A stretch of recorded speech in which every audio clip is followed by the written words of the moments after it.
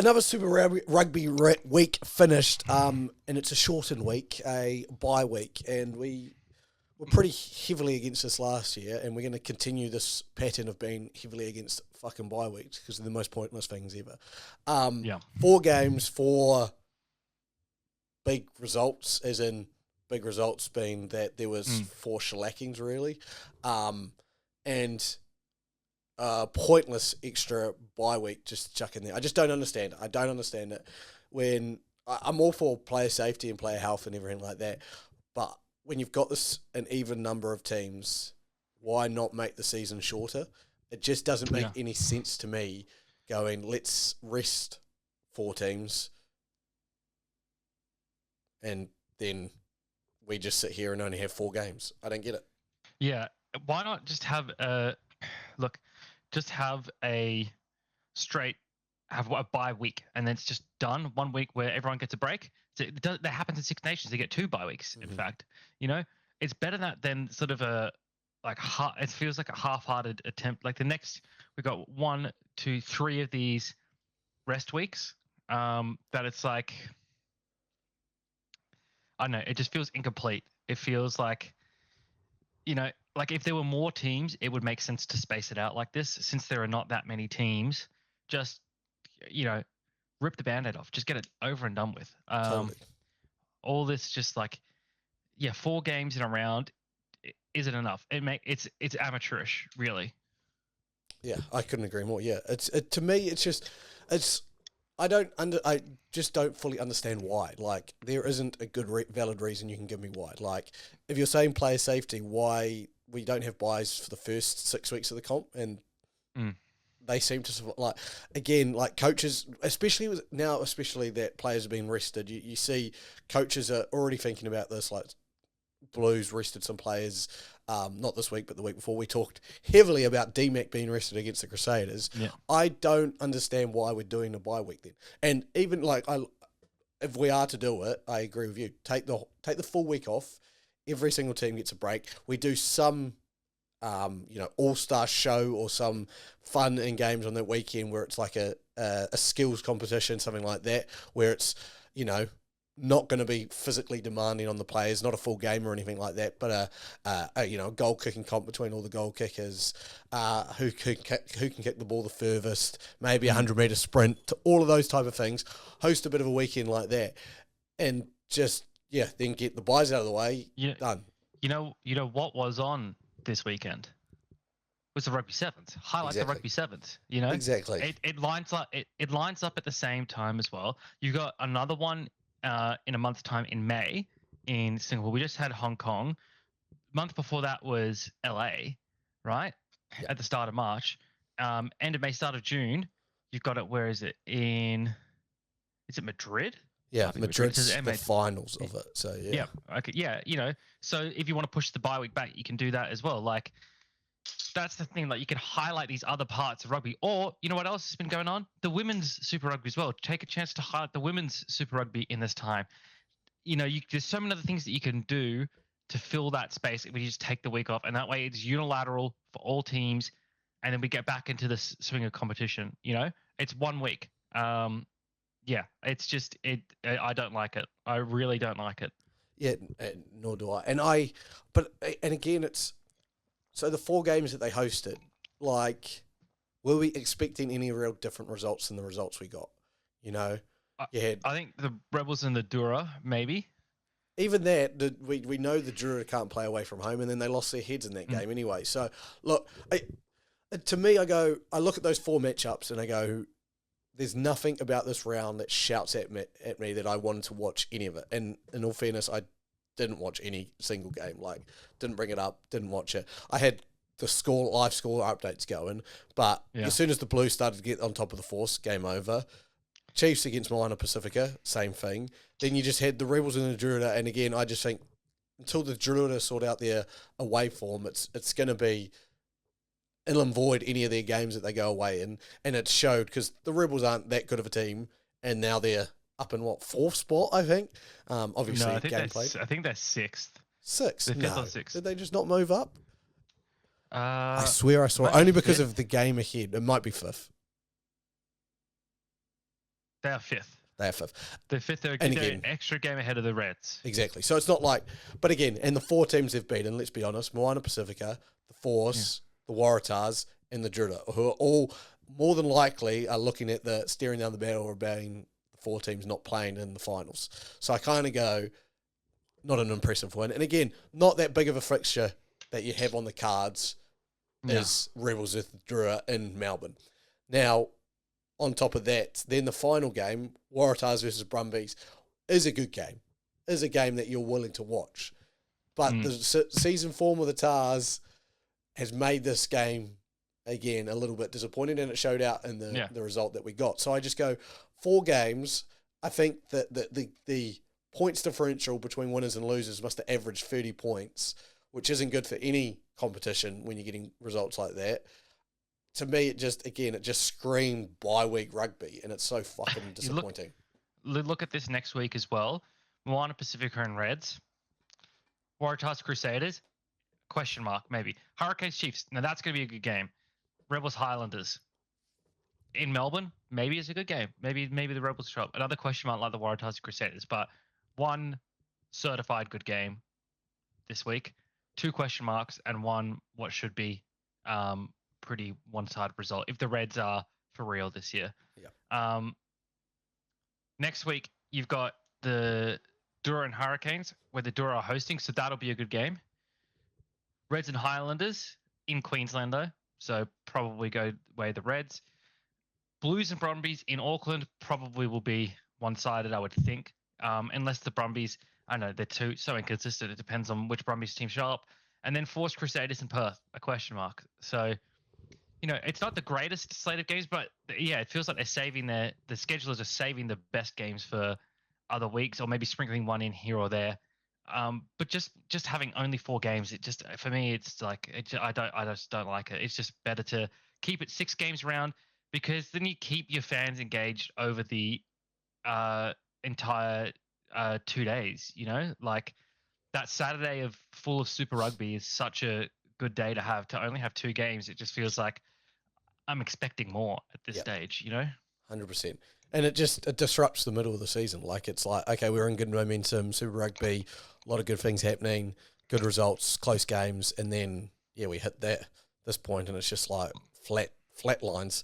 And like, it's an opportunity, as we've said, to do something else. Even if you said, hey, we'll take all 4 games over to Fiji, Samoa, Tonga, and do, a Pacific round, or we go, hey, we'll take all 4 games, we'll be in New Zealand for this bye week, and we'll do bang, bang, bang, and then 4 games in Australia, and you do something like that, something, I don't know, to spice it up, you go Pacific round, New Zealand round, Australia round type thing, just to, because as we say, there's just nothing to it. Like, 4 games done, like, I'm sitting there like, did a round even happen? Like, what was the point of it? Like, to me, Super Rugby, if you can justify it, then sweet. But I can't see. I honestly would imagine the TV ratings were down for this round. I imagine. I'd be surprised if they don't take a while to pick back up after the bye rounds are done. I think attendance would be down. I just go. It just breaks up what we don't like. A good momentum that we were on. It just stops it in its tracks, and I will not forgive them until they give me a decent answer. That if this is a player health thing, then if you can show me the science and the stats behind it, that they need these buys, then okay, sweet. But again, I think there's other ways to do that, and I don't think this is the way. Specifically when I'm looking at European rugby and we compare it to the European rugby, the Champions Cup games just happened over the weekend, and their season runs for fucking ever. They get about a 2-month break, and you don't even really hear about buys. I don't even know if there's any buys. I don't think there's a buys in premierships. They have their breaks, but they don't have buys or anything. It's like, what? You're a 12-team competition. It's even numbers. Where the fuck does a buy come in?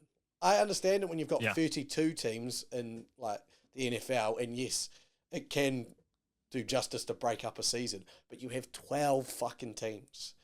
Like, it's stupidity. We also play more games in the NFL as well.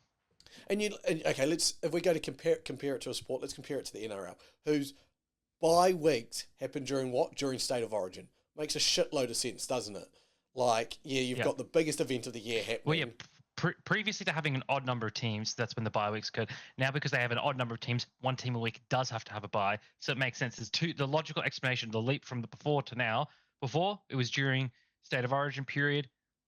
They Makes still a have lot of buys sense. during state of origin period. Yeah, but it's but it's added on that next step of also now there's an odd number of teams. Now every week there is one team having a bye.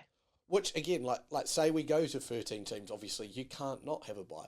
It's understandable, and maybe that is the next logical fucking step. Is hey, we have 13 teams, so every team gets a bye week, and we don't have to do these stupid bye. But even when the NRL does do their bye weeks in the middle of the season, guess what? Their biggest showcase in rugby league is on. Like state of origin is on. Everyone knows why these buys are happening. It's because, and they bang out 26 rounds. What we can't be banging out. We're not banging out 26 rounds, are we? You play everyone once, play your teams in your country twice or something like that. Like, whatever. I think we're 18 rounds. It's. I just sit there. I go, this is stupidity. Yeah. Well, speaking of expansion and stuff, or the opposite expansion where we had retraction, where the Rebels might have been going out of Super Rugby. During the week, it was reported that there was some chances of there was a venture capitalist group or someone looking into be the Melbourne Rebels' savior. The last thing they needed was for one of their fans to get kicked out of the stadium for yelling racial slurs at a Fijian Dura player. So the situation was this: Frank Lamani, halfback for the Fijian Dura. I'm going to give him the benefit of the doubt. I'm going to say he was reckless rather than intentional. Josh Canham was clearing out a ruck, went past the ruck, probably wasn't really aware of what he was doing, pushed Lamani back. Lamani was trying to get him off him because he's not part of the ruck anymore. He's like, get off me. He miscalculated. He was reckless. He was stupid. And he ended up elbowing Canham in the back of the head, right? Rather than just simply pushing him off or something like that. I don't think it was malicious because looking at it and the way he's doing it, it didn't look malicious. It was dumb and it was reckless, which is just as dangerous. But I'm going to give him the character benefit of the doubt there. After he was escorted off, he went and sat down in his bench area where he's supposed to sit down. One or more Rebels supporters. At the moment, it looks like it was just one because only one was escorted out, although he was encouraged by others, called him a black C word. And then he allegedly, and then he also allegedly said, do you want to break a chair that you can't pay for? Now, that kind of racial abuse has got absolutely no place in rugby or any other sport, or really any sphere of life whatsoever. And that fan was escorted from the stadium. Hopefully he's banned from all future games. A bunch of fans screamed at him when he came off, and then one of them yelled the racial abuse. Apparently security was pretty terrible about it and had to get asked by supporters of the Dura to take him out. Other Rebels fans were very embarrassed by it. I've seen them apologizing online. And it's just disgraceful that someone did this. And look, hopefully justice is meted out. They're banned for life, and no organization needs that. No organization needs that type of fan. If that's the type of fan you are, you're not welcome in any sports club. At least no sports club decent people want to be a part of. Totally, 100%. And it's I agree with you. All the things coming up, like how many times do halfbacks get cleared out or grabbed at and they throw a little swipe, and Lamani obviously in the wrong, caught an elbow, and you definitely can't leave with any elbows anywhere. But yeah, there's no place for this. And it brings up an interesting, like I've been thinking about it more and more. Like obviously rugby started posh schoolboys. It is a very elitist sport in certain places. And especially England, where it was came from, Australia, like there's the schoolboys at a lot of private schools, and even in New Zealand. And I was just thinking, like this is obviously not something like rugby. It has always built that it's a game for everyone. Again, you got front rowers who are 120, 130 kilos that wouldn't be able to play many other sports other than rugby. And it's something that we continuously push. And I think it's almost been like, because it is so inclusive and there are so many players and this and that, of colour and of, white, black, anything, that it doesn't get talked about enough. And I just think, like, these moments highlight still how far I think society has to come, obviously, but also rugby has to come with, yes, we've got one of the most culturally, like, expensive base of players, like Fijian all the way to Samoan, all the way to, Japan, to South African, to European. We're over, Argentina, many countries. yeah. Exactly. All over the world, we have a whole lot of different cultures. And I still think rugby has an issue with understanding how to get some of those cultures involved in correct positions. And I was thinking about this, and I'm going to push this question to you. Can you name a black referee?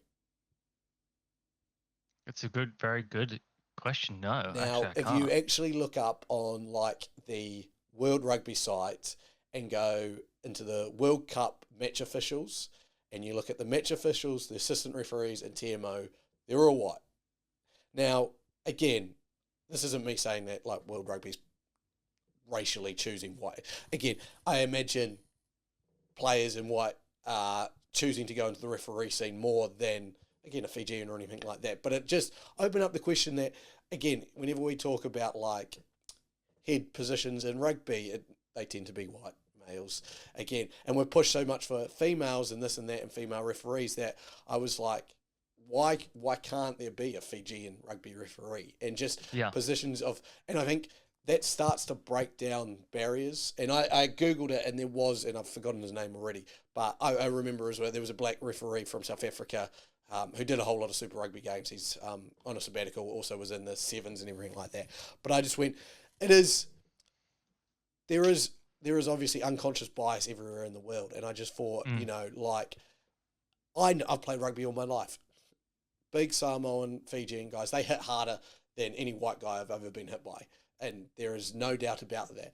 And so that sets a bias to me already, like, they're going to hit harder. As soon as you see something go wrong, does it play into the fact that, hey, they hit harder and everything like that?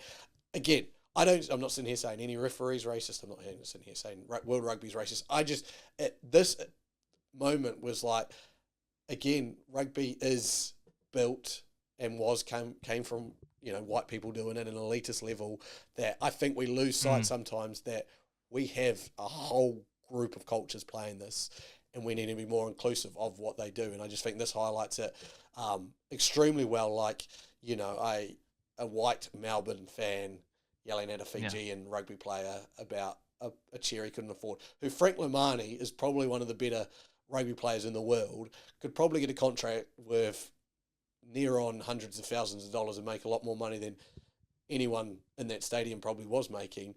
It's just, you can just tell, like, that it's just so disgusting to a person to say. But it opened my eyes, like I don't want to say we're a racist sport, because I don't think we are, but there is definitely holes that rugby is yet to fill, which to me was really interesting.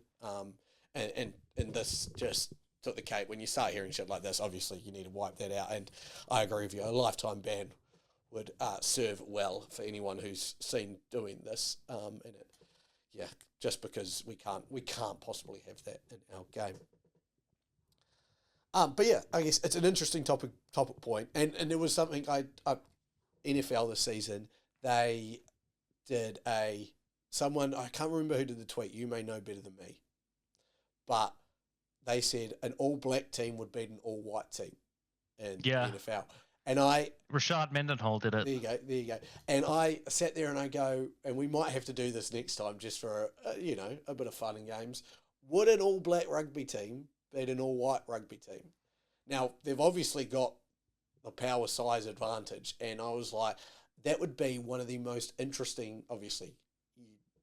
This was all said in, theatrical and theoretical points, but it would be an interesting topic, because, again, as I said, there is such a culturally diverse group of rugby players. Off the top of my head, I wouldn't want to pick. If we're going all time, like, I'm probably taking the black rugby team. I don't know if there's a winger better than Lomu.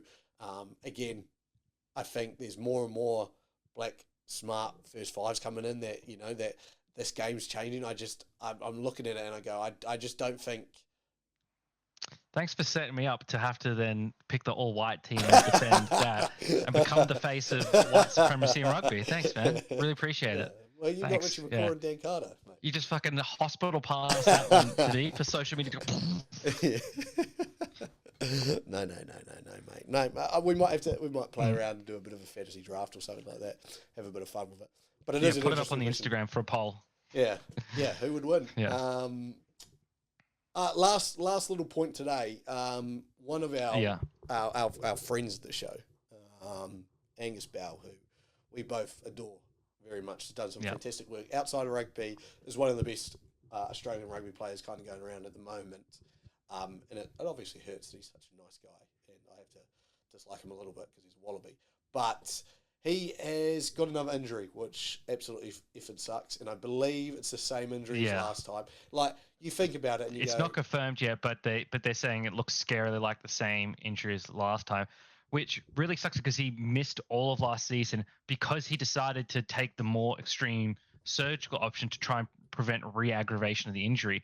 Maybe it hasn't worked, which is awful for him because he's missed so much time because of trying to take that step and do the right thing. I just feel for the guy because he's a tremendous talent, and to keep having it cut short by injury and such an annoying foot injury as well, it's awful. It's terrible. It's a big toe, I believe, is the issue. Yeah, it's the tendon behind his big toe. Which, rugby, obviously a very physical sport. He's a prop, and you just sit there and you go, like, of all the injuries, you hear ACLs, you do this, you get knocks and stuff. A big toe must be the most frustrating thing for someone like it's just... Especially for a prop that needs to push in a scrum. Yeah, like, it's not like he can do is it Angus Crichton who just chopped off a finger and was like, let's just get rid of it. You can't just chop off a big toe, unfortunately. But it would be the most annoying thing to be sitting on the sideline, having to deal with that, watching the Waratahs, struggle, and watching, his early career passing by. Now, again, he's only 23, which is awesome for his eventual career, but hopefully he can get this sorted, they can get this fixed, and he can spend a bit more time on the field, because the more time he spends on the field, the better it is for him, the better it is for Australian rugby, the better it is for the Wallabies. Yeah. Look, it's going to, the Waratahs could ill afford to lose him, already struggling a lot, going to struggle more without his physical presence there. Luckily, Lockie Swinton's come back and looked half decent, definitely looked a bit smarter than he has previously, which is good because he'll bring some of that physicality as well. But, it's hard. Props are hard to come by, especially good quality props. Waratahs in pretty dire straits at the moment. I'm going to put you on the spot. Super Rugby, obviously. 4 teams miss out in the finals. If we're talking about those 4 teams right now, what 4 teams do you think miss out? Force, Waratahs, Moana Pacifica, and Highlanders, I think. Just because of scheduling. Yeah. So I think the Crusaders will probably make it in. They'll probably sneak in the bottom half there. I think the Rebels will also sneak in the bottom half as well. I expect Rebels will probably be 8, Crusaders 7, right? The Rebels have got a bit of a rough stretch coming up. So it's equally likely that they don't win another game as well, and the Rebels could completely drop off. That's entirely possible as well.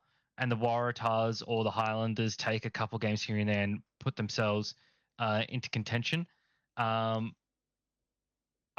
don't know if I see the Waratahs doing it. I think the Highlanders are probably more likely to do it. Let me look at the schedule here. Rebels really need to win this game against the Highlanders. Could be their season on the line. I think this will probably decide at the game between the Rebels and the Highlanders here and now, considering it's played in Melbourne. Other than that, because Highlanders, I think, have got a bit of a better run home. Yeah, they play Moana Pacifica. They play the Force. Yeah, where's the Force game? There's the Force game. The Force, Moana Pacifica, host the Crusaders, host the Dura. So there's some winnable games in there for them. So it'll come down between those ones. I don't think Moana Pacifica will make it this year. I think I'm confident in my bottom two teams, the Force and the Waratahs. Yeah. Right? I'm confident those are the bottom two teams. Then it's Rebels, Highlanders, Moana Pacifica. Two of those three will miss out, and it'll be one of those that will make it.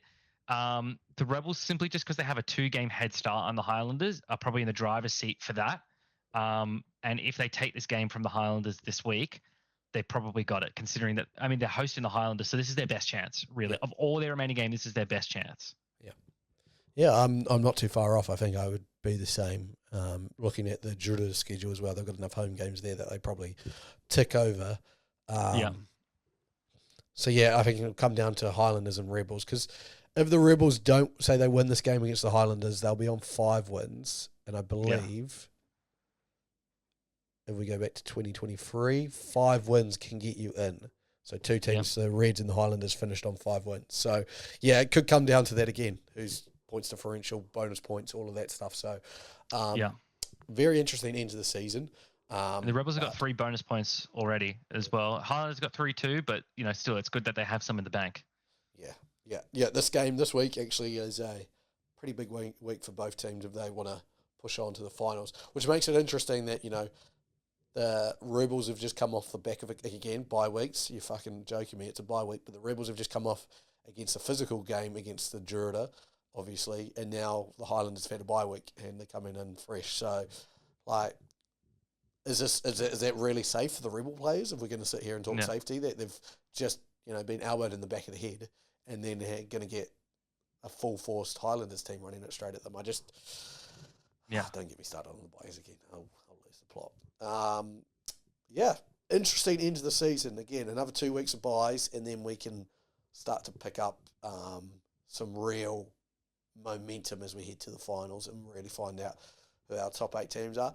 And don't get me started that it's a top 8 still as well. I fucking think that's a travesty. It should be top 6, but again, life goes on. Yeah. Alrighty, that is us for today. Thank you for joining us, Owen, Luke. That has been Husey. We are actually the rugby booth, not the sports booth anymore, even though you've heard that for so long, because all we do is talk about rugby. But yeah, we will be back again next week, same time, same place. Thank you for joining us. Goodbye. Peace.